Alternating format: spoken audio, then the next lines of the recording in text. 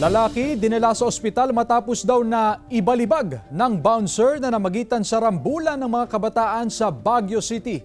Narito ang report. Viral sa social media ang video ng rambulan ng mga kabataan matapos magkainitan sa isang inuman sa Baguio City. Nagsusuntukan ang mga kabataan nang biglang makialam ang isang nakatatandang lalaki at makikitang pinigilan niya ang mga nag-aaway. Pero sa isang bahagi ng video, bigla niyang binuhat at ibinalibag ang isang lalaki at tumama ang kanyang ulo sa sidewalk. Dawalan daw ng malay ang biktima na agad dinala sa ospital.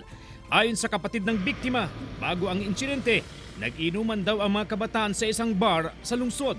Ang lalaking nambalibag, bouncer umano ng bar. Video call ko agad yung kapatid ko sir, tapos yung pinakita niya yung mga galos sir. Inoobserbahan pa raw sa ospital ang 20 anyos na biktima. Plano ng pamilya na magsampa ng kaso laban sa sospek. Patuloy raw ang investigasyon ng pulisya upang matukoy ang sospek.